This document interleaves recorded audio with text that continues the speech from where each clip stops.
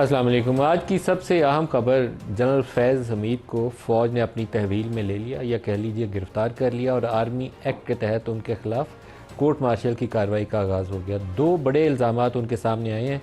एक top city, जिसका petitioner जो था कुंवर मोइज़, सुप्रीम कोर्ट में उनके ख़िलाफ़ गए थे और दरख्वास्त दी कि उनको 2017 में, ये 17 मई 2017 में और 12 मई 2017 दो वाक़यात उन्होंने शिकायत किए थे कि उनको घर में रेड किया गया गैर कानूनी तरीके से, उनको, उनके ससुर को और अहल खाना को हरासा किया गया, उनको गैर कानूनी तरीके से एबडक्ट किया गया, उनको टॉर्चर किया गया और ज़मीन की उनकी जो मलकियत के कागजात थे वो ज़बरदस्ती उनसे साइन करवा कर किसी नजफ़ नामी शख्स या एक ख़ातून का नाम आता है उसके नाम ट्रांसफ़र करवाने की कोशिश की गई। जब वो काम पूरा उनके मर्ज़ी और मंशा के मुताबिक अपने अंजाम तक नहीं पहुंचा तो फिर उनके ऊपर बारूद का या गैर कानूनी धमाका खेज़ मवाद का इल्ज़ाम लगाकर उनके ख़िलाफ़ पर्चा दर्ज करवा दिया और CTD की तहवील में दे दिया। ये मामला चलते रहे, फिर किसी ज़माने में जाकर उनकी हाई कोर्ट से ज़मानत हुई और फिर मामला सुप्रीम कोर्ट के सामने आया, जहाँ सुप्रीम कोर्ट ने वज़ारत दिफ़ा को हदायत की कि इसकी तहकीकात करके अगर इल्ज़ाम साबित हो तो संगीन नौइयत के इल्ज़ामात हैं, इसके ख़िलाफ़ कार्रवाई करिए। लेकिन मेरे नज़दीक, मेरी ज़ाती राय में, ये एक छोटा चार्ज है जो जनरल फैज़ हमीद के ख़िलाफ़ फ्रेम किया गया। जो उससे बड़ा चार्ज है, जो संगीन नौइयत का है, वो उसके नताइज सामने आ सकते हैं, ना सिर्फ उनके ख़िलाफ़ बल्कि उनके हो सकता है कि बहुत सारे हम ख्याल ऐसे सामने आए आइंदा आने वाले दिनों में। अभी पूरी तफसीलात हमारे पास है नहीं। फ़ौज का एक तरीक़ाकार है कि वो बहुत ज़्यादा पब्लिक नहीं करते ऐसी इन्फॉर्मेशन, जहाँ इंटरनली उनकी इन्वेस्टिगेशन चल रही होती हैं तो आम तौर पर वो टाइप क्लिप रहते हैं और इन्फॉर्मेशन कम से कम उसका फ़्लो जो है वो आवाम तक जाता है। वो दूसरा हिस्सा क्या कहता है? दूसरा हिस्सा ये कहता है कि जनरल फैज़ हमीद के ख़िलाफ़ बाद रिटायरमेंट के बाद एक से ज़्यादा मुतअद्दद मल्टीपल खिलाफ वर्जियाँ जो है आर्मी एक्ट की वो इस्टेब्लिश्ड हो चुकी हैं। इस्टेब्लिश्ड, हैव बीन इस्टेब्लिश्ड, ये लफ्ज़ नहीं इस्तेमाल किया गया कि उनके ऊपर इल्ज़ाम है, बल्कि ये कहा गया कि उनके ख़िलाफ़ ऐसी कार्रवाइयाँ जो हैं साबित हो चुकी हैं। उन कार्रवाइयों की नौइयत की वजाहत नहीं की गई। अब कार्रवाइयों की नौइयत के ऊपर हम क्या सराई कर सकते हैं, क्योंकि नून लीग और PTI और दूसरी सियासी जमातों, इवन पीपल्स पार्टी के बहुत सारे जो चीदा रहनुमा हैं, उनसे जब आप बैकग्राउंड में इंटरेक्ट करते हैं और पूछते हैं कि 9 मई कैसे हुआ, तो मैं तो आर्मी के लोगों से भी ये सवाल पूछता हूँ कि 9 मई कैसे हुआ, क्योंकि आमतौर पर आर्मी का एक इंटरनल बहुत अच्छा इंटेलिजेंस का नेटवर्क है, तो उनको पता हो कि 9 मई जैसे वाक़यात पहले 2-3 हुए हैं। 9 मई जितने स्केल तो नहीं था उनका, लेकिन छोटे छोटे उनके ट्रेलर कह लें कि पहले हुए थे।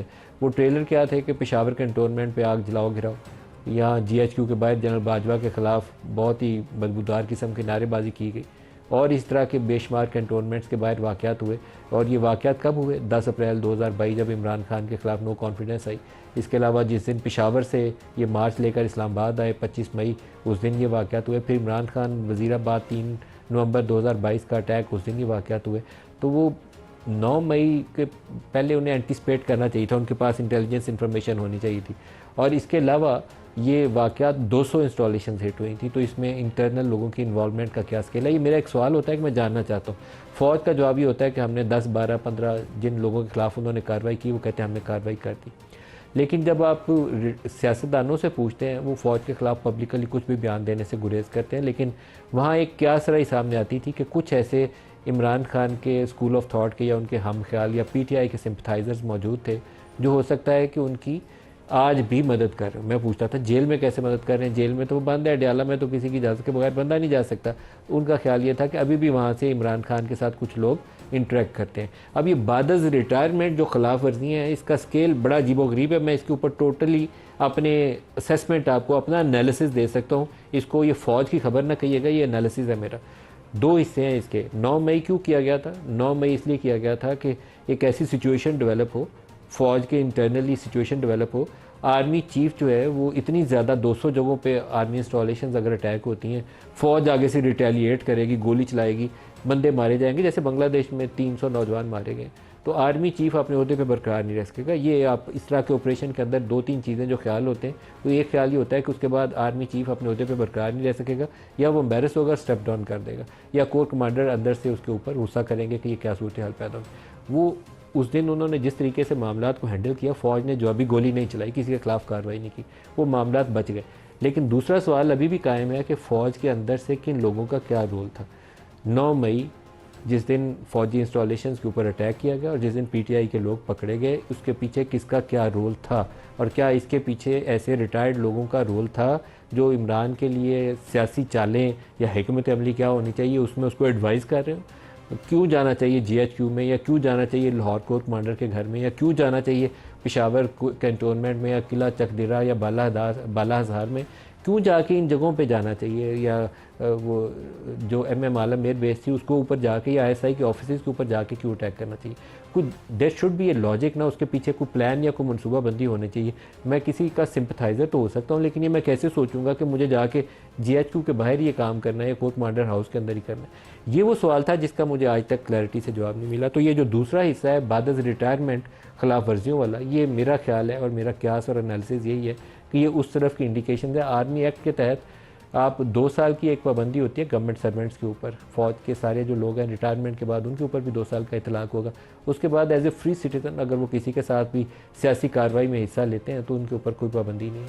ये वो वाला हिस्सा है जिसके ऊपर मुझे अभी भी इंतज़ार है कि शायद इसके ऊपर ज़्यादा वजाहत के साथ अगर फ़ौज बात करे तो लोगों को समझने में आसानी होगी। उनकी जो गिरफ़्तारी है या उनके ख़िलाफ़ जो इन्वेस्टिगेशन का अमल है या उनके ख़िलाफ़ जो कानूनी कार्रवाई का अमल होगा, उसके ऊपर भी लोगों के लिए इस चीज़ को समझने के लिए और उसको ज़्यादा काबिल कबूल बनाने के लिए भी एक बहुत ज़रूरी अमल ये होगा कि इसमें शफाफियत लाई जाए। और इसमें जितनी ट्रांसपेरेंसी होगी उतना फ़ौज का कद काठ अच्छा होगा और फ़ौज के हर किए हुए काम के ऊपर लोगों का ट्रस्ट होगा, एतमाद होगा। इस कार्रवाई के अंदर भी फ़ौज का एतमाद, लोगों का एतमाद शामिल हो जाएगा जब पूरी तफसीलात उनके सामने रखेंगे कि क्यों पकड़ा हमने, क्या चीज़ें इस्टेब्लिश हुई विद फैक्ट्स, सिर्फ मेरे कहे के ऊपर नहीं बल्कि वो चीज़ें जो दस्तावेजी सबूत के साथ किसी कोर्ट ऑफ लॉ के अंदर इस्टेब्लिश की जाए, वो चीज़ें सारी सामने रखी जाए और फिर उस कार्रवाई के अमल को आगे बढ़ाकर लोगों को जब हम आगाह करेंगे तो लोग मानेंगे। और ये सिर्फ एक जनरल फैज़ हमीद का केस नहीं होगा बल्कि हर उस शख्स का केस होगा जो आर्मी डिसिप्लिन के अंदर रहते हुए खिलाफ वर्जी करता है। अब फ़ौज के अंदर मैं यहाँ आपको थोड़ा सा एक बिगर पिक्चर में एक बात करूँ कि फ़ौज 7-8 लाख अगर फ़ौज है तो उसमें आम तौर पर 2-4-6 लोगों के ऊपर इल्ज़ाम होता है। 8 लाख लोगों के ऊपर इल्ज़ाम नहीं होता, 8000 के ऊपर, 800 के ऊपर भी नहीं होता। 5-4-6 लोग ऐसे होंगे जिनके ऊपर लोग शक वाली नज़र से देखते हैं कि ये, मैं सुबह भी बोला दोबारा दोहराऊंगा कि ईरानियन बॉर्डर के ऊपर अगर बड़ी ऑयल स्मगलिंग होती है तो लोग पूछेंगे कि ऑयल स्मगलिंग क्यों हो रही। या अगर 2018 के इंतखाबात के ऊपर नून लीग वाले या पीपल्स पार्टी वाले कहते थे आरओज़ इलेक्शन है, तो ये बंदे मैनेज किए गए थे, इनको डिलीवर किया गया था बनी गाला में, जहाज़ों में भर के लाए गए थे जहांगीर तरीन के, तो वो कौन था जो मैनेज कर रहा था इलेक्शन प्रोसेस को। फिर इसी तरीके से 2024 के जो इंतखाबात हुए हैं 8 फरवरी को, उसके ऊपर इमरान खान का इल्ज़ाम है कि फॉर्म 45 या 47 बदले गए। तो ये 1 या 2 इंडिविजुअल्स के मतलब सवाल आता है, पूरी फ़ौज के मतलब नहीं आता। वो दे टेक ए डिसीजन और उसका नीचे तक इम्पैक्ट आता है। उसको जब खंगाल के आप पूरी तफसील के साथ लोगों को बताएंगे तो फिर ये बात उनको समझना आसान हो जाएगा। मैं आपको एक बड़ी इंपॉर्टेंट इसकी मिसाल देता हूँ कि पॉलिटिकल मैनेजमेंट कैसे की जाती है। आम तौर पर पीटीआई का फ़ौज से कितनी कुर्बत थी इसका इजहार वो खुद करते थे, सेम पेज, वो कहते थे हमारा और फ़ौज का सेम पेज है। जनरल बाजवा जब तक उनसे आखिरी 2-3-6 महीनों में उनकी लड़ाई नहीं होगी तब तक वो कहते थे ये बहुत जमहूरियत पसंद है, बहुत वज़ादार हैं, बहुत ही अच्छे शख्स है। नहीं तो नून लीग और पीपल्स पार्टी वाले तो इस काबिल नहीं है कि उनसे बात की जाए। जनरल बाजवा ही हैं जो सारा कुछ लेके चल रहे हैं। इतने अच्छे लफ्ज़ों में इमरान खान उनका तज़किरा करते थे और जनरल बाजवा भी उतने ही अच्छे लफ्ज़ों में, हम जब उनसे मिलते थे उतने ही अच्छे लफ्ज़ों में इमरान का तज़किरा करते थे। जब बिगाड़ पैदा हुआ तो सूरत हाल ख़राब हुई। लेकिन करते क्या थे, आईएसआई बंदे कैसे मैनेज करती थी। आईएसआई बजट के पास होने के वक्त जब पीटीआई के जो खफा लोग थे बजट के लिए वोट करने पे तैयार नहीं होते तो आईएसआई का एक कर्नल या एक ब्रिगेडियर उसकी ड्यूटी लगती थी, वो बंदे मैनेज करता था। सेनेट इंतखाबात में जब यूसुफ रज़ा गिलानी इंतखाबात जीत गए और हफीज़ शेख इंतखाब हार गए, ये इमरान के लिए एक बड़ा झटका था। इमरान ने कहा कि no confidence, vote of confidence लूँगा मैं कौमी असम्बली के अंदर ताकि इस्टेब्लिश हो कि prime minister majority of the house अभी भी कमांड करता है। वोट ऑफ कॉन्फिडेंस लेने का फ़ैसला कर लिया लेकिन इनके बंदे वोट डालने आ नहीं थे। तो आईएसआई से लाहौर बैठे चिड़ियाघर से एक अफसर ने, इनके तकरीबन 22 MNAs थे जो पीटीआई से नाराज़ थे और उसमें से 17 या 18 ऐसे थे जो PMLN से टिकट्स आइंदा का हासिल करने के लिए PMLN के साथ अपनी हमदर्दियाँ वाज़े कर चुके थे और यहाँ से नवाज शरीफ को लंदन फ़ोन करके मादी की गलतियों की माफ़ी तलाफ़ी भी कर चुके थे और कुछ 5-6 लोग पाकिस्तान पीपल्स पार्टी की तरफ जाने का रुझान रखते थे। तो टोटल 22 से 24 MNAs थे जो इनको वोट डालने के लिए तैयार नहीं थे। तो चिड़ियाघर लाहौर से बैठे हुए एक अफसर ने, मैं उनका नाम जानता हूँ क्योंकि जब MNAs को कॉल आ रही थी तो उन दिनों हम सारा दिन इनके कवरेजेस में इनके पीछे घूम रहे होते थे, तो वहाँ से इनको कॉल करके तो मैनेज किया जाता था और इनके बंदे डिलीवर किए जाते थे। और बकौल जनरल बाजवा के, ये मैं उनको कोट कर रहा हूँ कि फिर हमने, शायद उन्होंने किसी प्रेस टॉक के अंदर कैमरे के ऊपर भी ये बयान दिया कि फिर हमने इमरान खान से, उस वक्त के वज़ीर आज़म से कहा कि वज़ीर आज़म साहब, ये आखिरी दफ़ा है कि ISI ये खिदमत या फ़ौज आपके लिए खिदमत सर अंजाम दे रही है, आइंदा से फ़ौज ये आपके लिए खिदमत सर अंजाम नहीं देगी, तो आइंदा आपको खुद से संभालना है। तो उसके बाद ज़्यादा अर्सा वो संभाल नहीं पाए, उनके खिलाफ वोट ऑफ नो कॉन्फिडेंस आया और हुकूमत उनकी चलती बनी। प्रोग्राम के आगाज़ में साहब हमारे साथ शामिल हो रहे हैं फैसल वाडा साहब। अस्सलाम वालेकुम। सर फैसल वाडा साहब, जनरल फैज़ के ख़िलाफ़ कार्रवाई, आप बहुत तवील अरसे से हमारे इन प्रोग्राम्स में बाज़ औक़ात नाम लेते थे और बाज़ औक़ात नाम लिए बगैर आप ऐसे इस्तारे इस्तेमाल करते थे जिससे शायद बहुत सारे लोगों को समझ आती होगी, बहुत सौ को नहीं आती होगी। आज कार्रवाई गिरफ्तारी हो गई और कोर्ट मार्शल का आगाज़ हो गया, आप क्या देखते हैं? बहुत शुक्रिया नदीम साहब। अनफॉर्चुनेटली मैं मुल्क के अंदर नहीं हूँ, लेकिन आपने बिल्कुल सही कहा। मैं खास कहता था, खास की बारी आएगी, जो खास नहीं रहा। तो खास जनरल फैज हमीद थे और छोटे मोटे खास समेत अभी बहुत सारी चीजें की बारी आनी है। इन्होंने बगावत मुल्क का साजिश की है और ये अकेले नहीं है, इसमें बानी PTI और कुछ मुल्क के बाप बने में जो बौने हैं, ये पाकिस्तान का ऐसा बुत ताकतवर गिराया गया है। इसका सारा क्रेडिट आप army chief general Asim Munir साहब को दें कि उन्होंने अपनी ईमानदारी से बता दिया कि पाकिस्तान पहले है, हमारा इदारा पाकिस्तान है तो इदारे हैं। और उन्होंने जो एक प्रेसिडेंट सेट किया जो 75 साल में नहीं हुआ। और DGISI हिमसेल्फ बहुत पावरफुल पोजीशन होती है, लेकिन DGISI एज फैज हमीद तो 5 टाइम मोर पावरफुल हो जाती है क्योंकि वो खुली छूट थी। तो अब आपको मैं आगे दावा करना जा रहा हूँ कि PTI को लेटी हुई सियासी तौर पर यकीन, उसकी कमर टूटी हुई नजर आएगी और गोले गंडे की तरह शहद और शक्कर अलग अलग रंग से ठंडे मिजाज से बात होगी। 9 मई एड्रेस होने जा रहा है। आपने 9 मई एड्रेस होने जा रहा है। कैसे 9 मई में जनरल फैज का क्या ताल्लुक है? 9 मई में आपको फैज का ताल्लुक मिलेगा, इमरान खान साहब का ताल्लुक मिलेगा, आपको अरशद शरीफ का कत्ल खुलते हुए नजर आ रहा है, शहीद का, हमारे दोस्त। 9 मई में आप कह रहे हैं जनरल फैज का ताल्लुक मिलेगा, ये बड़ा सीरियस इल्जाम आप आयद कर रहे हैं। देखिए, मैं तो आपको अपना तज्जिया दे रहा हूँ, अल्लाह की मेहरबानी अभी तक तो 95% 98% तज्जिया सही निकले। उस वक्त आपको तो याद रहा, आपने सीरियस लिया था, बाकी तो हंसते थे कि नहीं होगा कभी, लेकिन ये हुआ अल्लाह की मेहरबानी से और होना चाहिए। और इनको कोर्ट मार्शल तो क्या, ऐसे लोगों को कोड़े भी मारने चाहिए। तो अभी तो ये तमाशा शुरू हुआ है। मैंने आपको कहा था, आपने एक और जुमला इस्तेमाल किया, आपने कहा कि ये इन्होंने बगावत की कोशिश की। तो बगावत का मतलब यह है कि इन्होंने आर्मी चीफ के खिलाफ कुछ किसी को उकसाने की कोशिश नहीं, बगावत पाकिस्तान के खिलाफ, बगावत पाकिस्तान के खिलाफ कंट्रोवर्सी क्रिएट की, पाकिस्तान की सियासत को नुकसान किया, इदारों को नुकसान पाकिस्तान के खिलाफ क्या बगावत की? पाकिस्तान के खिलाफ ये बगावत कम है कि एक अचानक से धरने शुरू हो जाते हैं, अरशद शरीफ का कत्ल हो जाता है, पाकिस्तान में पोलराइज्ड हो जाते हैं, आर्मी के पेशावर में ये पोस्टेड होते हैं और वहाँ PTI के लोग धरना देने का आगाज तो पेशावर से शुरू हुआ जब ये DGI से ऐसे हट के वहाँ पेशावर गए थे। तो बहुत सारी चीजें हैं और ये अकेले फैज हमीद साहब इसमें इन्वॉल्व नहीं है। और कौन? अभी आपको बहुत सारी चीजें मिलेंगी। आपने कहा कुछ छोटे मोटे और खास भी हैं, आपने कहा वो क्या फौज के और लोग पकड़े जाएंगे? रेलिवेंट है ना। देखिए, छोटे मोटे तो हमारे और आपके लिए इररेलेवेंट हैं और टॉप सिटी का केस भी इररेलेवेंट है। मेन केस है 9 में पाकिस्तान को नुकसान पहुंचाना, पाकिस्तान के खिलाफ काम करना। 9 मई में आपके ख्याल में इनके साथ कोई और रिटायर्ड लोग भी शामिल हैं?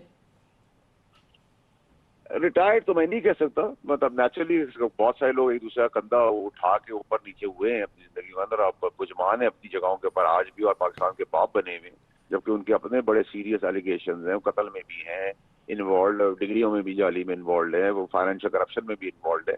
तो उन सब बोनों की बारी आनी है। मैंने आप ही के शो पे कहा था, आप भी हंस रहे थे कि नेशनल असेंबली मैंने कहा था खड़ी होगी, सेनेट खड़ी होगी और president of Pakistan reserve seats पे खड़े होंगे। आपने कहा पॉसिबल नहीं है, आपको याद होगा आपसे कोई मेहमान थे, मैंने कहा सर आप देखेंगे, वो हुआ। और इसी तरह 95% बातें जो मैंने की वो अल्लाह की मेहरबानी से हुई। तो ये भी आप देखेंगे। जनरल फैज के साथ कोई और लोगों की गिरफ्तारी का इम्कान है?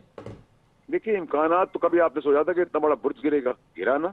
हमारा तो ईमान तकिया इस बात पे था कि चीफ की पास्ट परफॉर्मेंस देखते हुए मैं तो अल्लाह के बाद बहुत कॉन्फिडेंट था, आपको याद होगा, मैं तो कई महीनों सालों से कह रहा था ये होगा होगा, सब कहते नहीं हुआ, कहाँ हुआ, रुक गया।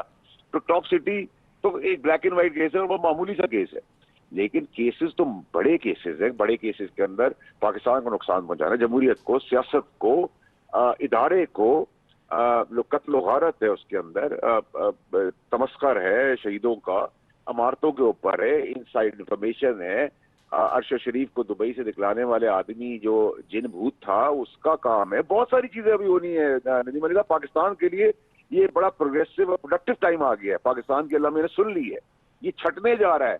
मैंने आपके शो पे कहा था मुझ से बात जाते हुए कि अगस्त और सितंबर सर्दियों का मौसम है, सियासत गर्म होगी, आपको याद होगा, आपके प्रोग्राम का हिस्सा है वो रिकॉर्डेड। और जो एग्जैक्टली मैंने कहा था अल्लाह की मेहरबानी से वो वैसा ही हो रहा है, और आगे भी आप बहुत कुछ देखने जा रहे हैं और मजीद पाकिस्तान की बेहतरी के लिए देखने जा रहे हैं। एक कमेंट और कर दीजिए। आज शेख रशीद साहब का एक तबसरा है, उन्होंने कहा कि केयर टेकर्स की ढूंढने का काम शुरू हो गया और ये अगस्त के बाद सितंबर 20 तक हुकूमत चलता बनेगी। क्या आपको भी लगता है कि हुकूमत के जाने का वक्त आ गया? देखिए शेख रशीद साहब तो वो उनका जवाब वो खुद ही दे सकते हैं, लेकिन मुझे ऐसी कोई चीज नजर नहीं आ रही। लेकिन मुझे और बहुत कुछ नजर आ रहा है और कुछ चीजें ऐसी हैं जो मैं तड़प रहा हूँ, मैं जैसी मुल्क पहुंचू तो आपके शो पे आके बता दूँ और बताऊंगा इंशाल्लाह। फैसल वाडा साहब, बहुत शुक्रिया आपने हमें ज्वाइन किया। मिस्टर दानियाल चौधरी हमारे साथ हैं इस्लामाबाद स्टूडियोज़ में और माजिद निज़ामी साहब हमारे साथ हैं, दोनों को खुश आमदीद कहते हैं। दानियाल साहब, जनरल फैज़, मुझे याद पड़ता है शायद आपसे एक प्रोग्राम में, हमने प्रोग्राम के बाद या ब्रेक में किसी से पूछा था कि अभी भी क्या इमरान खान को कुछ रिटायर्ड लोग मशवरे दे रहे हैं या उनकी सियासी हुकूमत अमली बना रहे हैं? आप ही से शायद बात हुई? बिल्कुल, मेरे से आप ही से बात हुई थी? बिल्कुल। तो आपका जवाब जो था उस वक्त अपनी ज़बानी बता दें, क्योंकि उस वक्त जो आपने जवाब दिया था मैं ऑन एयर बता नहीं था सकता, बैकग्राउंड इन्फॉर्मेशन थी। अब तो ऑफिशियल कार्रवाई है। बिस्मिल्लाहिर्रहमानिर्रहीम। दी भाई, थैंक यू फॉर इनवाइटिंग। दी भाई, आज का जो जवाब से पहले आज का जो फैसला है ये बड़ा इम्पॉर्टेंट और पाकिस्तान की पॉलिटिक्स में और ख़ास तौर पर जो अफवाज पाकिस्तान है इनके लिए बड़ा इम्पॉर्टेंट डिसीजन है। और ये इसलिए जो इनका अपना अमल ऑफ अकाउंटेबिलिटी है वो आपको नज़र आता है कि कितना स्ट्रॉन्ग है, कि हाईएस्ट रैंक्स में भी वो लोग अगर किसी चीज़ में इन्वॉल्व रहे हों तो उनकी अकाउंटेबिलिटी है।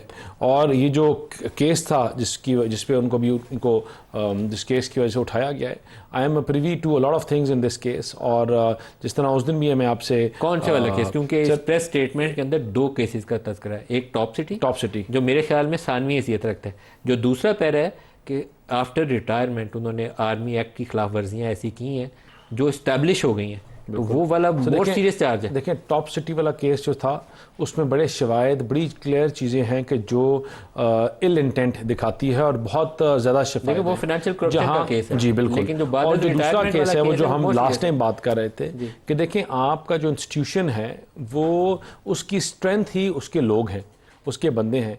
और अगर आपके अपने लगाए हुए बंदे या आपके अपने बंदे जब मिलकर लोगों को उकसा रहे हों, इमरान खान जैसे लोगों को और लोगों को साथ कर रहे हों, देखें तो वो अगर उनको उकसा रहे हो तो उनकी अकाउंटेबिलिटी होती है। उकसा रहे हो जी बिल्कुल। ये एक मिनट रुकिएगा जी, आप कह रहे हैं कि ये रिटायरमेंट के बाद जैसे 9 मई का भी फैसल वाडा ने कहा कि 9 मई मेन केस है इनके ऊपर, ये फैसल वाडा का तब। देखिए, वाडा साहब कह रहे थे उनके पास भी कुछ इन्फॉर्मेशन है और कुछ मेरे पास भी है। आपके पास भी इन्फॉर्मेशन और आप कह रहे हैं कि ये उकसा रहे थे कोई रिटायर्ड लोगों को या सभी नहीं, रिटायर्ड लोगों को नहीं, इनके बहुत ज़्यादा स्टेक्स थे, बहुत ज़्यादा, शायद इससे भी ज़्यादा, ये तो शायद हम कम कह रहे हैं। कि आपको आने वाले दिनों में नज़र आएगा कि जो इनकी सेल्फ अकाउंटेबिलिटी है वो कितनी डिटेल्ड है। आपको नजर आएगा कि आर्मी नहीं, जो आर्मी चीफ की जो विजन है वो कितना क्लियर है, और उनका इदारा हो या कोई और हो, फौज को तो मैं इस पे शाबाशी दे रहा हूं जो उनका इदारा हो या कोई और हो, उसकी अकाउंटेबिलिटी सबसे पहले। सही। अब उकसा किसको रहे थे? देखें, उकसाना जो है उसकी जो बेहतर डिटेल्स हैं आपके सामने आएंगी, लेकिन उनकी जो इन्वॉल्वमेंट है वो बहुत चीज़ों में नजर आई। 9 मई बहुत नहीं, 9 मई का भी मैं कह नहीं सकता, लेकिन आपको नजर आएंगी, आपके सामने आएंगी, because I can not cross the line before. लेकिन आपको इन कम लफ्ज़ों में मैं ये कह सकता हूँ कि आपके सामने अगले कुछ दिनों में बहुत ज़्यादा चीज़ें आएंगी, और वो चीज़ें जो पाकिस्तान को और अफवाज पाकिस्तान को भी नुकसान पहुंचाने की कोशिश की जा रही थी, और वो तमाम चीजें जो पाकिस्तान को नुकसान पहुंचाना, it's a very serious chargesheet जिसका आप तज़किरा कर रहे हैं। ये आपके सामने अगले माजिद निज़ामी साहब, आप ये आज बड़ा एक अनयूजुअल सीन है हमारे सामने। माजी में ऐसे इक़दाम हुए हैं, रिटायर्ड जनरल्स के खिलाफ कार्रवाइयाँ की गई हैं, पकड़े भी गए हैं। जनरल राहील शरीफ ने 3 जनरल्स को पकड़ा था, और लेकिन अभी ये वाला मामला फॉर्मर DGISI बहुत ही सीरियस चार्जशीट है। जनरल असद दुरानी के खिलाफ भी इल्ज़ाम आयद करते रहे कुछ लोग, लेकिन वो मेरे ख्याल में ज़्यादातर वो इंटरनल राइवलरी की वजह से थे। इसकी नोयत फाइनेंशियल करप्शन की भी है, और दूसरा बड़ा इशू जो इसके सामने नज़र आता है वो उससे भी ज़्यादा संगीन है कि रिटायरमेंट के बाद आर्मी एक्ट की खिलाफ वर्जियाँ, जिसको आसान लफ्ज़ों में हमें लगता ही है कोई इंसाइटमेंट की तरफ इंडिकेशन है कि after retirement present army chief के खिलाफ इंसाइटमेंट में इनका रोल रहा। इन्होंने उसके लिए लफ्ज़ उकसाने का इस्तेमाल किया। आपका क्या तबसरा तजिया?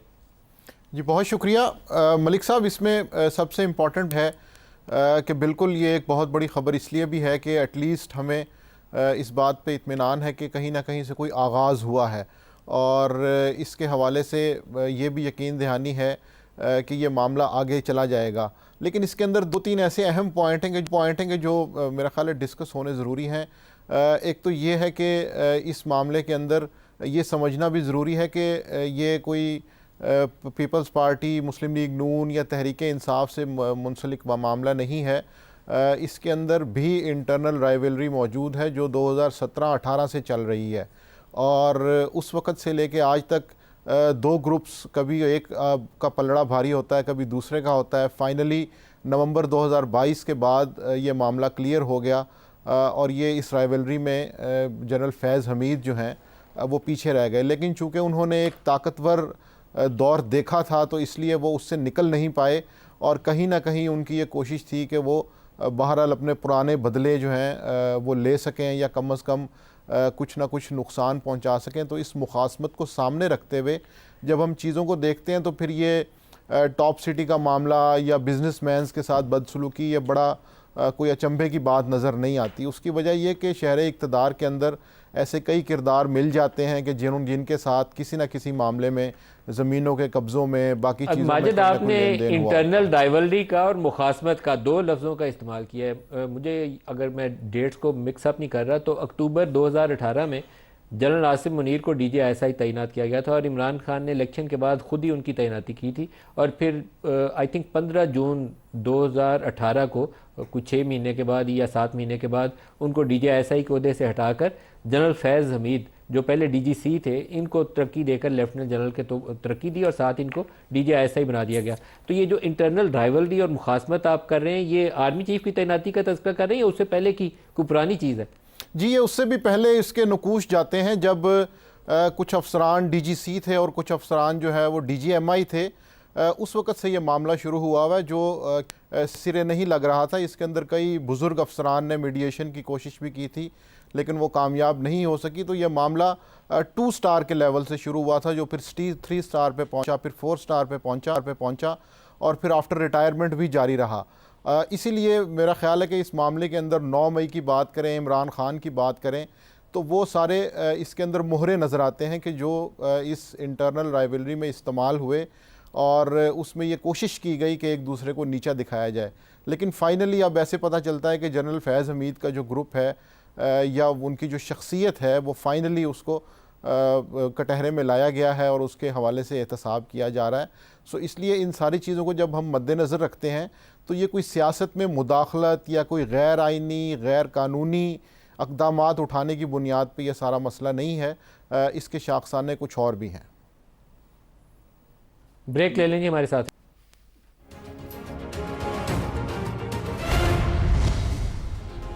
प्रोग्राम में दोबारा खुशामदीद कहते हैं। शोएब शाहीन साहब, अभी जो हमारे, एक चीज़ अगर मैं ऐड कर लूँ सर, मैं इसलिए वजाहत कर रहा हूँ कि मैं अभी, मेरे भाई ने जो बोल रहे थे पहले, उन्होंने बोला कि फ़ौज में 2 ग्रुप थे। फ़ौज में कोई 2 ग्रुप नहीं है। फ़ौज में एक ग्रुप है, वो है पाकिस्तान का, पाकिस्तान की फ़ौज, और पाकिस्तान की और फ़ौज की इंटरनल राइवलरी की बात की। कोई इंटरनल राइवलरी ना थी ना है। आर्मी ने आज इस चीज़ को बड़ा क्लियर आइडेंटिफाई कर दिया कि that no one is above law, और जहाँ भी ऐसी कोई चीज़ आई उससे सख्त निपटा जाएगा। उनका ग्रुप से मुराद ना कोई 2 ग्रुप हैं, ना थे, उनका ग्रुप से मुराद जनरल फैज़ के हवाले से था, और जनरल फैज़ के खिलाफ जो कार्रवाई वो होगी कोई ग्रुप नहीं था, एक इंडिविजुअल थे, और इंडिविजुअल जो है अपनी ISPR की कार्रवाई का आगाज़, और 2 हिस्से हैं, एक टॉप सिटी वाला और एक आफ्टर रिटायरमेंट वाला आर्मी एक्ट की खिलाफ वर्जी। आफ्टर रिटायरमेंट वाले जो चार्जेस हैं वो मुझे लगता है बाज़ मामला में PTI से ना जुड़ जाएं जाके, उनके प्रोटेस्ट, उनकी रैली 9 मई, हमारे साथ कोई उनका लेना देना नहीं। कोई, पहली बात तो यह है कि मैं इसको खुश आमदीद कहूँगा, अच्छी बात है। दूसरी बात यह है जो कि आर्मी का एक्शन है उसको वेलकम कर रहा हूँ कि अच्छी बात है कि कम से कम कहीं से तो कोई एहतसाब का आगाज़ हो, मगर एहतसाब के लिए जो आपने एक तो टॉप सिटी वाला इशू उठाया, ठीक है, अच्छी बात है, मगर अख्तियार व इक़्तिदार और मिसयूज़ ऑफ अथॉरिटी या सियासत में मुदाखलत या जो ख़राबियाँ होती हैं वो यूनिफॉर्म के अंदर प्री रिटायरमेंट इश्यूज़ होते हैं। पोस्ट रिटायरमेंट तो बंदा बातें कर सकता है ना, तो आप प्री रिटायरमेंट को तो आपने उसमें से आउट कर दिया। जो असल करने का काम है कि आप प्री रिटायरमेंट, अगर देखें ना, सब पार्टियां कहती रही हैं, बहुत सारी बातें होती रही हैं, मैं किसी पे इल्ज़ाम लगा के या किसी चार्ज प्रूव नहीं कर रहा। उनके खिलाफ किया ना टॉप सिटी का केस, देखें वो तो एक चार्ज है ना, उसके अलावा जो है बहुत सारी चीज़ें और जो है, लाइक आपको हुकूमत क्यों बनवाई है 2018 के इलेक्शन में? नहीं, मैं उसकी बात नहीं कर रहा, वो तो हम तो खुद बनाई है हमने। आपने आप ख्वाजा आसिफ साहब जो मुलाकातें कर रहे थे, जो एडमिटेड फैक्ट्स हैं, जिसका तो प्रूव नहीं है, हम उस पर बात नहीं करते, जो एडमिटेड फैक्ट्स ही डाट टू बी प्रूव। 2018 का इलेक्शन भी साबित शुदा ही है। नहीं, साबित तो जब करें ना, बनाए, आज भी जुडिशल कमीशन बनाए, 2024 का भी जुडिशल कमीशन बना लें, 18 का भी बना लें, सच आपके सामने आ जाएगा। दोनों में हैंकी पैंकी निकलेगी, आपको सच सामने आ जाएगा, दोनों में हैंकी पैंकी तो निकलेगी। बनाए ना, इनके पास अख्तियार है, बनाए, क्यों नहीं बना रहे? इसलिए कि ये खुद उसमें मुलव्वस हैं। अच्छा, दूसरी बात मैं एक बात बता दूँ, ये जो ख्वाजा आसिफ कह रहा है कि अप्रैल 2019 में बैठ के वो मिट्ठू के घर में, क्या नाम है उसका, जो ससुर थे बाजवा साहब के, उनके घर में बैठ के, बाजवा साहब के ससुर नहीं, बाजवा साहब के साहबजादे के ससुर, साहबजादे के उनके अपने ससुर जो है रिटायर्ड जनरल है, साहबजादे के ससुर, जनरल इजाज उनका नाम है, उनके बेटे के ससुर, उनके बेटे के ससुर में शायद वो कह रहे हैं कि उनके घर में बैठे हुए हैं, वो ये कह रहे हैं कि जनाब 7 महीने के अंदर कि इमरान खान की हुकूमत से हम तंग आ गए, आप ले लो पहले पंजाब गवर्नमेंट, फिर ले लो फेडरल गवर्नमेंट। ख्वाजा आसिफ साहब क्या कहते हैं बेचारे, जो डिफेंस मिनिस्टर हैं, जो डिफेंस मिनिस्टर साहब आज उस स्टेटमेंट के बाद क्या ये दोनों साबिक जनरलों के खिलाफ ये चार्ज नहीं बनता? क्यों नहीं इस चार्ज का हिस्सा है ये? तो इसका मतलब ये है कि आप अपनी आप एक दरखास्त देना, ख्वाजा आसिफ का इंटरव्यू तो रिकॉर्ड के ऊपर है, और एक से ज्यादा दफा वो ये बात कह चुके हैं, कोई 3-4 दफा कह चुके हैं, तो आप सुबह सुप्रीम कोर्ट में दरखास्त दें ना कि इसमें ये चार्ज फ्रेम, जब पहले तो ये इल्जाम शुरू हो ना, आगे ये चले शुरू तो हो गया ना कार्रवाई का। सुप्रीम कोर्ट देखे ना, बंदा टॉप सिटी वाला सुप्रीम कोर्ट में गया, सुप्रीम कोर्ट ने उन्हें कहा जाके कार्रवाई करें। आपके तवस्सुत से मैं ISPR या चीफ ऑफ आर्मी स्टाफ से ये रिक्वेस्ट डाल देता हूँ कि सबसे पहले तो ख्वाजा आसिफ साहब को बुलाएं, उनकी स्टेटमेंट रिकॉर्ड करके। मैं तो आपसे दरखास्त कर रहा हूँ, अब आप दरखास्त डाल दीजिएगा। दरखास्त की बात मैं तो दरखास्त आपसे कर रहा हूँ, लेकिन मैं कह रहा हूँ प्रोग्राम में भाग भी नहीं सकते। Admitted facts need not to be proved, उस पे तो आप जा नहीं रहे हैं। दानियाल साहब, जो चीजें एडमिटेड नहीं है उनको आप तहकीक कर रहे हैं, अच्छी बात है, मैंने उसको फिर भी अच्छी बात कही है। पहले लाहौर माजिद निजामी साहब से, सर अगर जो चीज़ एडमिटेड फैक्ट की बात कर रहे हैं ना, आप जिस चीज को उठाएंगे ना, एंड में कड़ी दरी आपको जाके नजर दोनों तरफ ही निकलेगी। अल्लाह खैर रखे, इधर कोई नहीं निकलेगी। जनरल फैज हमीद का एक्सेप्शनल क्वालिटी है, और जो चीजें होती रही हैं वो कड़ियां आपको इधर ही मिलेंगी और इधर ही निकलेंगी सारी। को कहां लेके जाएंगे? या तो आप कहें वो आपका दुश्मन है, आप दुआ करें सर, यही दुआ करें। जनरल फैज हमीद की एक एक्सेप्शनल जो क्वालिटी है, वो मैं माजिद निजामी साहब से दरखास्त करता हूँ उसके ऊपर तज्जिया करें। शायद आसिफ जरदारी कितना किसी आर्मी जनरल के इतना करीब नहीं होंगे जितना वो जनरल फैज़ हमीद के करीब जाने जाते थे। शहबाज शरीफ साहब, ख्वाजा आसिफ साहब और ये पूरा ग्रुप नून लीग का कभी किसी शायद DGC से इतनी जफ्फी नहीं डाली होगी इन्होंने, एक जनरल नासिर के बाद, वो जो जिनकी वो बारिश थे, उसके अलावा शायद सबसे करीब वो इस DGC के रहे होंगे। उसके अलावा आप PTI ले लें तो PTI तो पूरी की पूरी क़यादत सेम पेज जो थी, वो एक सेम पेज का हिस्सा जनरल बाजवा थे और दूसरा जनरल फैज़ थे।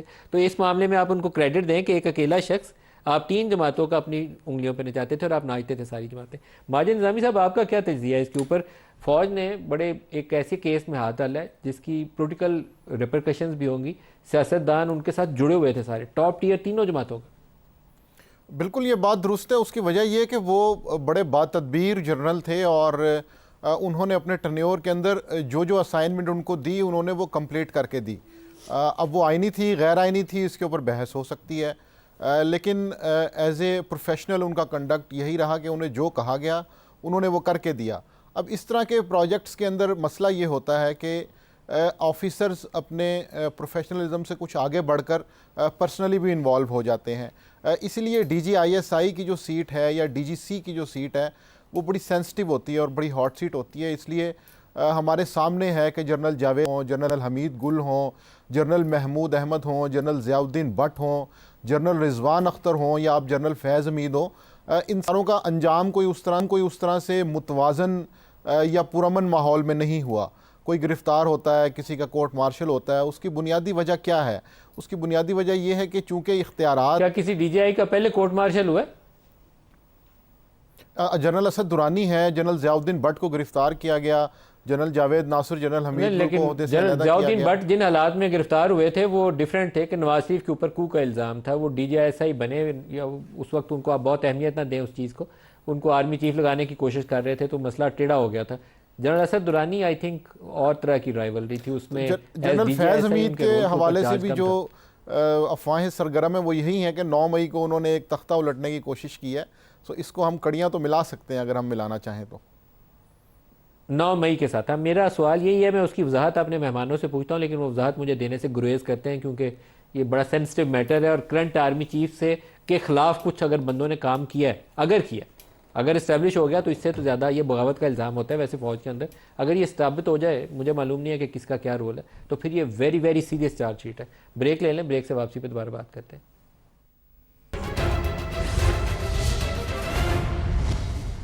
Welcome back. बैरिस्टर दानियाल साहब, अगर 9 मई या ऐसे सियासी मामलात या चीफ के ख़िलाफ़ अगर कोई इंसाइटमेंट वाला मामला सामने आ जाए तो इस इल्ज़ाम की नोयत बिल्कुल ही बदल जाएगी। जो कुछ हम डिस्कस कर रहे हैं किसी और नोयत पर हो जाएगा, सीधी बगावत वाला वो चार्ज शुरू हो जाता है। नदीम भाई, पहले तो देखें कि अगर तो उसमें जो अभी तक बातें निकल रही हैं और जो सुनने में आ रहा है, और आपका ख्याल है कि कुछ और चीज़ें आनी हैं और चीज़ें अभी आएंगी जो सुनने में मिल रही हैं, अगर देखें ये साबित हो जाता है फिर तो ये बहुत बड़ा पंडोरा बॉक्स है। और फिर ये नहीं होता कि देखें आपने जब कोर्ट मार्शल की प्रोसीडिंग शुरू होती है तो वो इस तरह नहीं होती कि आपने जिस तरह हमारा कानून शहादत के तहत बंदे को उठा लिया उसके बाद इंक्वायरी शुरू करी। फ़ौज में पहले इंक्वायरी होती है, चीज़ों को सामने लाया जाता है और फिर उसके बाद ये एक सिलसिला शुरू होता है। देखो उनकी जो ऑफिशियल स्टेटमेंट है उसमें उन्होंने violations have been established after retirement, जी, जो बड़े मानी खेल लफ्ज़ हैं। एस्टैब्लिश्ड का मतलब जो है वो आप भी समझते हैं और मेरे भाई भी समझते हैं। तो ये पंडोरा बॉक्स जो है और जो ये सेल्फ अकाउंटेबिलिटी का ख़ास तौर पे जो चीज़ है, ये बहुत बड़ा पाकिस्तानी पॉलिटिक्स में, पाकिस्तानी सियासत में ये एक बहुत बड़ा एक्ट हुआ है। और आपको नज़र आएगा कि मैं जिस तरह पहले भी रिपीटेडली कहता रहा कि इसमें पाकिस्तान के ख़िलाफ़ साजिश हो रही थी और बड़े अरसे से हो रही थी और पाकिस्तान को कमज़ोर करने के ऊपर साजिश हो रही थी। उसमें कौन कौन इन्वॉल्व थे, किस किस की कड़ी किस किस के साथ जाके मिलती थी और किन चीज़ों के ऊपर मिलती थी, ये चीज़ें इस्टेब्लिश होंगी और ये चीज़ें सामने आएंगी। शायद इस्टेब्लिश कुछ काफ़ी हद तक हो चुकी हैं और कुछ आएंगी, लेकिन जब ये चीज़ें सामने आएंगी तो ये हकीकत में आपके पास पर्दे से आंखों से पर्दा हटाएंगी कि क्या क्या हो रहा था और किस तरफ मुल्क को लेके जाया जा रहा था। शोएब शाहीन साहब, एक शायद चीज़ जो बहुत आप लोगों को इसरार करना चाहिए कि इस मामले में ट्रांसपेरेंसी रहनी चाहिए और फ्लो ऑफ इंफॉर्मेशन पब्लिक तक बहुत अच्छा रहना चाहिए ताकि पूरा प्रोसेस क्रेडिबल रहे। बिल्कुल, ये तो बुनियादी शर्त है। देखें, फंडामेंटल राइट्स हैं, हर इंसान का हक है कि उसको फेयर अपॉर्चुनिटी ऑफ डिफेंस मिले, ट्रांसपेरेंसी हो। आप ये देखें जितने इल्ज़ाम हैं, हर इल्ज़ाम शाहिद के साथ लोगों तक पूरे पहुंचने चाहिए ताकि उन्हें यकीन हो कि जो काम हो रहा है पूरा उसके ऊपर उन्हें यकीन हो, एतबार हो। ये इस तरह की प्रिजम्पशन, ये जी 9 मई के साथ मामला होगा, ये होगा, ये बातें मुझे नहीं लगती। वैसे शोएब शाहीन साहब, मुझे लगता है 9 मई में आप भी फंसे हुए हैं तो कुछ और लोग भी फंसने हैं साथ आपके। अल्लाह करे फंसे जी, जो असल डूबे हैं तो तुम्हें भी ले डूबेंगे, वो क्या शेर है, असल मुलव्वस हैं तो वो फंसे ना। आज भी मुझे बताएं हमारा क्या मुतालबा है? हम जुडिशल कमीशन बनाने के लिए 15 मई से सुप्रीम कोर्ट में हैं, 15 माह से आज तक एक पेशी नहीं लगी। आज भी हमारा मुतालबा है कि इस्लामाबाद हाई कोर्ट की सीसीटीवी फुटेजेस से लेकर core commander house, GHQs, Hamza camp, वो सीसीटीवी फुटेज किसने चुराए हैं? क्यों उसको छुपा रहे हैं? अगर वो सच सामने लाना चाहते हैं तो क्यों आज तक सामने नहीं लाया गया? आएगा नहीं, इस केस में सच आएगा, इसी केस में आ जाएगी, इसी केस में आ जाएगी, सीसीटीवी भी आएगी। नदीम साहब, 15 माह से कहा जा रहा है कि नाकाबिल तरदीद शवाहिद है। उसकी बुनियादी चीज़ है आपका सीसीटीवी फुटेज। आज ना वो अदालत में पेश करते हैं, ना किसी चालान का हिस्सा है, ना उसको आपने कभी आज तक मीडिया के सामने पेश किया। आखिर उसको छुपाने की वजह क्या है? माजिद निज़ामी साहब, क्लोजिंग रिमार्क, क्या 9 मई एक बड़ा केस बनता आपको नजर आता है या आपको लगता है कि वैसे ही चलेगा जैसे अभी तक चल रहा है, या ये वाला जो स्टेप है जनरल फैज़ वाला, ये इसके अंदर मजीद संगीनी पैदा कर देगा इस 9 मई के वाक़े के अंदर? जी, सियासी गर्मा गर्मी में तो इसका बड़ा अहम किरदार होगा, लेकिन जब प्रोसिक्यूशन को ये साबित करना होगा कि 9 मई के अंदर किसकी क्या इन्वॉल्वमेंट है, तो मेरा ख्याल है वो खासा मुश्किल काम है। उसकी वजह यह है कि अब तक जो भी 9 मई के हवाले से कार्रवाई की गई है उसको अगर हम मेरिट्स की बुनियाद पे देखें तो उसमें काफ़ी नकाइस हैं और ख़ामियाँ हैं। FIRs का कंटेंट हम देखें, मुकदमात देखें, सिलेक्टिव एहतसाब देखें, तो उससे ये पता चलता है कि ये एक ख़ासा मुश्किल मामला है। और अगर ये बात मिलिट्री कोर्ट में जाएगी तो फिर उसके अंदर तो फिर शफाफियत और गैर जानिबदाराना हैसियत के ऊपर सवालिया निशान उठते हैं। इसीलिए अगर इस ट्रायल को बेहतर शफाफ तरीके से अपने अंजाम तक पहुंचाना है तो फ्लो ऑफ इंफॉर्मेशन होनी चाहिए। जनरल जो है वो तो मिलिट्री कोर्ट्स में ही जाएगा ना ट्रायल के लिए। बिल्कुल, ये फॉर्मर जनरल तो मिलिट्री कोर्ट्स में ही जाएगा ट्रायल के लिए। नदीम भाई, ये और केसों में तो स्टे ले सकते हैं हाई कोर्ट से, वो नैब बेशक इनके मिलिट्री कोर्ट के ट्रायल के ऊपर हो, लेकिन एक फॉर्मर जनरल का जब ट्रायल होगा और उससे जो लोग इम्प्लिकेट होंगे वो स्टेज के पीछे नहीं छुप सकते, वो स्टेज की चादर नहीं छुपा सकते और आवाम को दोबारा गुमराह नहीं कर सकते। शोएब शाहीन साहब और माजिद निज़ामी साहब, आपका शो के लिए इतना ही, इजाज़त दीजिए। अल्लाह हाफ़िज़।